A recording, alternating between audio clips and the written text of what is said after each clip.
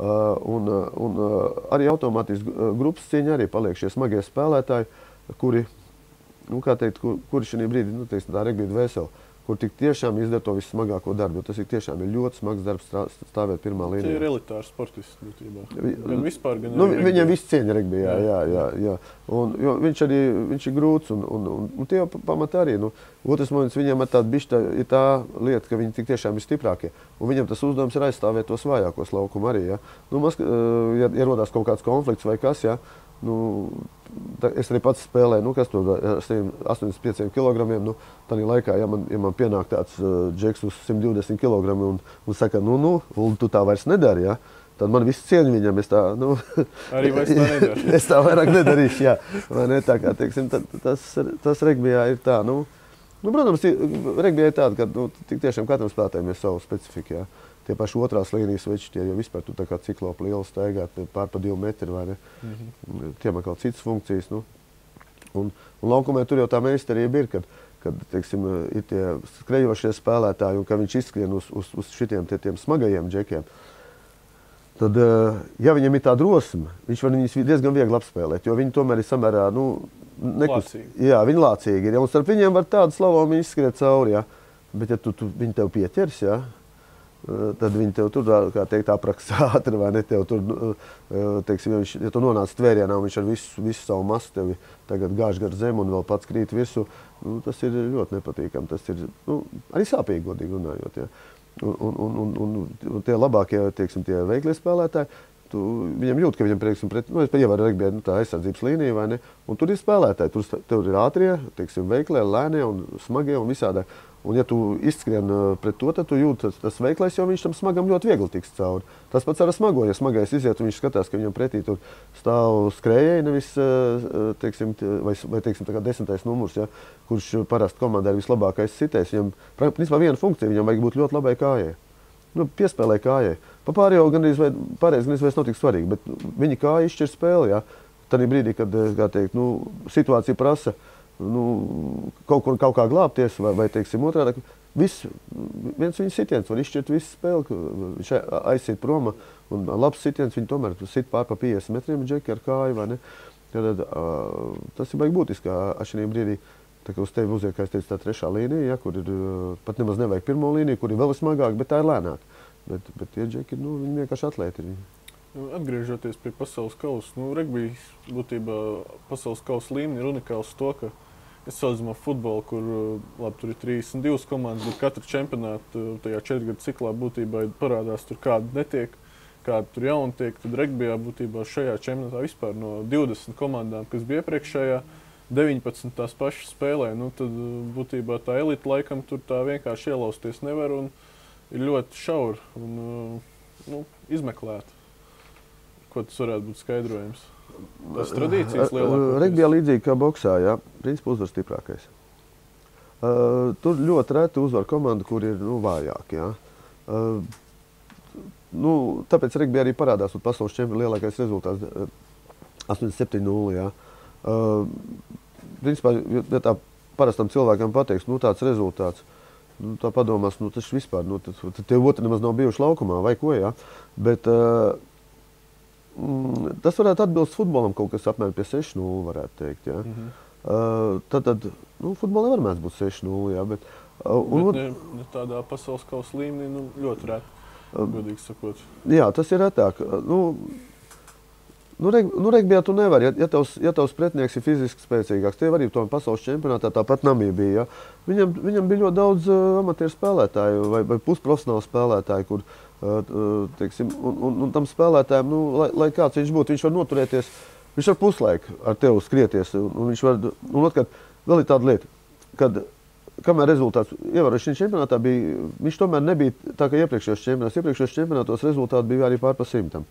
Un bija diezgan liels pārsvars bija starp favorītiem un vājajām komandām. Bija ļoti liels pārsvars. Šogad mēs varētu teikt, ka šāda pārsvara nebija. Pat tādas komandas, kā teiksim, tur Itālija, vēl tur bija tādas komandas, kas parasti zaudēja lieliem rezultātiem, bet viņi tur turējās, teiksim, viņi turējās līdz otrā puslaika vidum. tur kaut kādu pāris punktu, pārstāvs pat nešķirt bija un tā. Bija ļoti līdzīga spēle. Nu, jā, pēdējās 20 minūtes ļoti daudzos mačos izšķirt. Un tā ir tā varbūt tā fiziskā sagatavotība. Otrs moments ir, kad tādā brīdī, kad tu nonāc situācijā, ka tu jūti, ka tu zaudē, teiksim, vairāk par 10 punktiem, tad tu jūti, ka tev grūti ir atspēlēties. Un tad ir diezgan grūti sev piespiest, teiksim, tā psiholoģiski, teiksim, spēlēt ar ļoti lielu atdevu. Jo tomēr, jebkurš tvēriens, tas ir tomēr, jābūt ir, lielai pašatdevei, drosmei jābūt, lai tu šos tvērienus izdarītu, lai tu ar pēdējiem spēkiem tur lektu un to pēdējo spēlētāju tur izķert vai kas.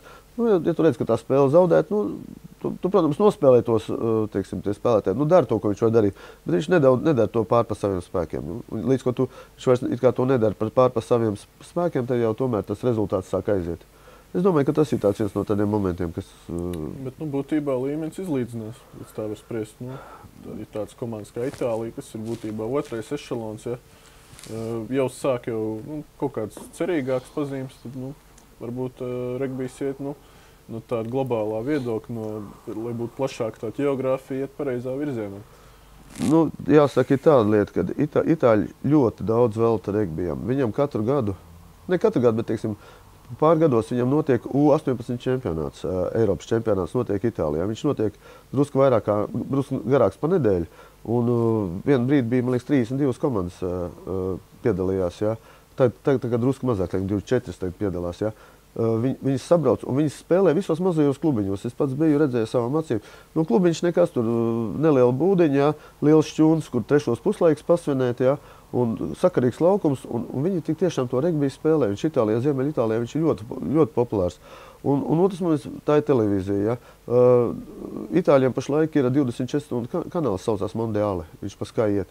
Viņam 24 stundas griež regbiju. Tagad visu čempionātu, tas iedomā to, kad tas ir, cik viņš iznāca tagad, pusotru mēnesi, visu laiku spēles, tu var skatīties regbiju. Tad viņam bija tāda lieta, kad arī ikdienā viņiem viņi rāda regbiju ļoti daudz, un viņi reklamē šo sporta veidu. Nezinu, kāpēc, bet viņi sapratuši, ka tas ļoti prestižs. Manā uztverē regbijs ir ļoti labs priekš skatītāji. Pirmkārt, viņš ir pirmkārt skatāms, un otrs moments, viņam ir tās labās tradīcijas, kur ir tā draudzības ar līdzjutējiem. Tur nav metāla žoga, tā kā futbolā. Nav policijas.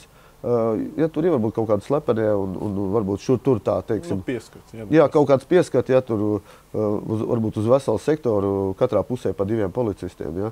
Tas ir, tas nav nekas, principā, ja. Un šīs draudzīgās attiecības starp līdzjutiem. Viņi var kopā dzert tālu, viņi pērk viens pretinieku krekls, ja. Tas jau arī biznesa, regbija krekla tirdzniecība. Bet tur var, teiksim, Jaunzēlanda vinnēja, viņš šausmīgi daudz, tie paši angļi, franči, visi viņš saprieks tos Jaunzēlandas kreklus. Ja. Un viņi pērk krekls, futbolā tur tas ir gandrīz vai... parādies tikai. Jā, parādies, jā, tur vai ne. Un tāda lieta, ka kaušanās starp līdzjutējiem vispār nav dzirdēts, ja. Viņš ir draudzīgs sporta veids, un tas pats tā alus dzeršana visu maču laikos, tur apdziedāšana, kas man tur, teiksim, pārsteidz, bet tur brauc, teiksim, metro brauc uz maču, ja, 2 komandu līdzjutēji viens otru apdzied, ja. Tāds ļoti daudz patīkama atmosfēra. Jā, ļoti daudz sievietes nāk skatīties arī, jo nav tā kā futbola, bet es tieši uz regbiju nāk. Tāds superatlēts, kāda nestīsies. Jā, tik smuks vīrieši, kur tas ir to redzējis. Jā, pieskāries televīzijai un kā Itālija uz to, piemēram, kā mums Latvija pirms 4 gadiem mums bija ļoti laba iespēja. LTV7 pārraidīja pasaules kausu, šogad, diemžēl, droši vien finansiāli apsvērumu. Pirms 4 gadiem, kad tika pārraidīts regbijs pa Latvijas televīziju, tas jums kā regbija cilvēkiem, jums tas bija kaut kāds grūdienis tieši no popularitātes viedokļa, no tā, ka tur jaunatne parādās vairāk, vai tas vienkārši bija un izbija un nekas no tā nemainījās, tikai putekļi palika? Es domāju, kad bija. Pirmkārt, cilvēki redzēja šo sporta spēli un izmainījās skatījums uz to. Tas bija viens no tādām lietām, kad satika cilvēks, kur draugs paziņas, viņi zina, agrāk, es spēlēju regbiju, tā. Bet tad, tu regbiju spēlēji, jā. Tu man var to pastāstīt vai to, un tad, otrkārt, viņi to man liekas, ka imidžs panāca regbijam pavisam citu. Jā, panāca to, kad tas tomēr nav sporta veids, kur kaujās.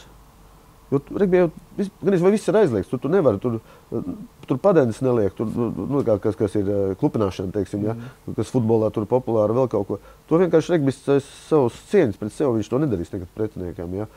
Tas, ka tur kādreiz ar kulakiem pavicinās, ja kādam sāp, kaut kā izlādējās, bet regbijs parādīja to, ka viņš nav šis huligāns sporta veids, kad viņš ir teiksim, interesants, un otrs arī viņš emocionāli bagāts, teiksim, to pašu, ka tur, es nezinu, vai kādā citā sporta veidā tik nopietni cilvēki dzied savu valsts himnis. Tas ir interesanti skatīties, ka tur stāv kaut kāds Samoans, tur tāds viņam astars tur rit, un viņš to himniņu dzied. Tas tā... 130 kg. Jā, viņi jau Samoani jau visi lieli. Tas tāds labs imidžs regbijam. Un, mēs, ja tā vienkārši, mēs jau varam uzskatīt, ka sporta veids Latvijā dalās olimpiskie un neolimpiskie, ja. Un, ja mēs tur bijām vienā grupā, teiksim, ar damretistiem vai virusvilcējiem vai kaut kādu citu sportu. Nē, šī brīdī cieņa jau jebkuram sporta veidam, ja. Bet šī brīdī, bija šis sadalījums grupās, ja, kas ir no padomju laika nāca un viss. Tas ir būtībā prioritārie sporta veidi un pārējie. Jā. Tur uzreiz iziet valsts finansējums un tālāk jau arī. Un tas, ka regbijs kļuva par olimpisko sportu veidu. Regbijs 7 tagad. Jā. Ir tāda lieta, ka regbijam ir šausmīgi daudz paveidu. Es vismaz tāpat zinu kādas 6-7, jā, regbija paveidas. Bet regbijs 7 un regbijs 15 ir,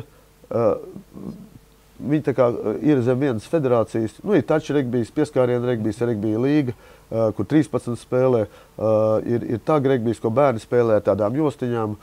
Ir vēl tur šādi tādi regbija varianti, bet regbijs 7 un regbijs 15 notiek pēc vieniem noteikumiem. Un viņi ir ļoti līdzīgi. Līdz šim tur arī Latvijā daži treneri uzskata, ka regbijs 7 tas ir visam cits sporta veids. Tas pierādījās to, ka Krievi, kas spēlēja, vispār viņi pārsteidzoši, viņi palika pēdējie, bet viņiem bija 8 piezemējumi.